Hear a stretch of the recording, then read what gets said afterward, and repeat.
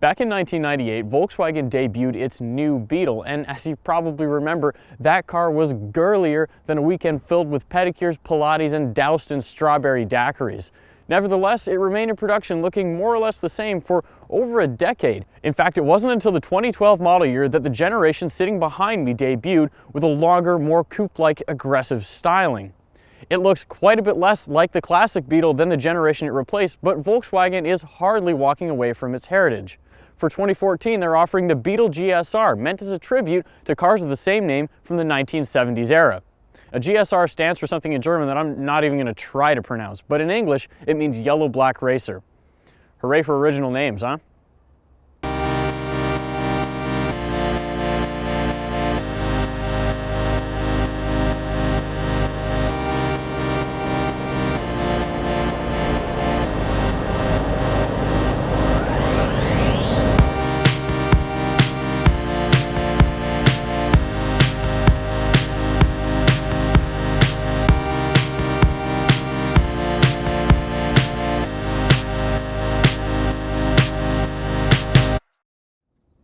Pricing starts at just about $31,000 including delivery, and that gives you a 2-liter turbocharged engine powering the front wheels through a 6-speed manual transmission.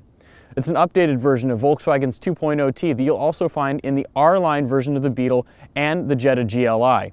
It makes 210 horsepower and 207 pound-feet of torque, and Volkswagen says that it's good enough to carry the car from 0 to 60 in 6.6 seconds. Our car costs about $1,000 more and comes with a 6-speed dual-clutch transmission. According to EPA official estimates, the car should be getting 24 miles per gallon in the city or 30 miles per gallon on the highway. Like I said earlier, this car is based on the R-Line Beetle, and most of the exterior tweaks come from that package. The aggressive front fascia, 19-inch tornado wheels, and little rear diffuser are all borrowed from that vehicle. In fact, the only exterior portions of this car that are really unique are the paintwork and the ridiculously big back spoiler. The color scheme you've seen on the outside continues with the interior. You get black leather with yellow stitching, GSR lettering built into the seat backs, and GSR badging on the dashboard. If we had the manual transmission model, the stick would also have a special shifter rather than the DSG branded shift lever that we have here in this car today.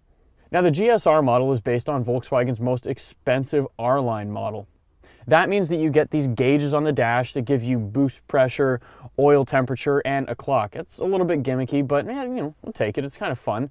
The sport seats are comfortable and well bolstered, but that does bring me to 3 key complaints I have about the cabin. First of all, you're stuck with manual adjustment on those seats, and at this price point, that's really kind of inexcusable. Also, there's way too much hard plastic in here. But hey, at least you get a massive sunroof, Fender audio, and there's a push-button start. So let's give it a spin and see how she drives. You know, considering this is a special edition model that's supposed to have racer in its name, I kind of thought maybe it should have a power upgrade. But the truth is, 210 horsepower is kind of enough. And with the dual clutch transmission, pumping through the gears, you have access to power. In fact, full boost comes on at 1700 RPMs. And while I can't really speak to Volkswagen's claim about a 0 to 60 in 6.6, I can say that it feels plenty powerful. You get electrically boosted rack and pinion steering that feels a little bit vague, but for the most part it feels connected to the road and responsive enough, although I would like it to be a little bit tighter. The cabin is simple, the car is small and easy to maneuver through traffic, and you get this flat bottom sport steering wheel that's really kind of fun to spin around. One of the coolest things about it too is you get this specialized badge specific to the GSR models that have this car or whatever car you bought's specific number within that limited 3,500 unit production run that Volkswagen is doing of these cars. So far so good, right? Well, if the story stopped there, then that would probably be the case, but it doesn't.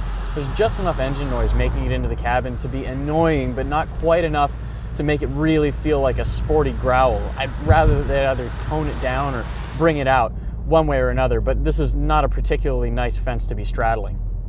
The brakes are okay, they just feel kind of mushy, and it'd be nice if they had a little bit more grip. I've got one last complaint about this car, and for me, it's a real bugaboo. It's just not comfortable over bumps, and I gotta point out that if you're old enough to remember when the first GSR was new and on the road, you're probably pushing somewhere into your late 50s. If it were me, I wouldn't want to be dealing with something this rough.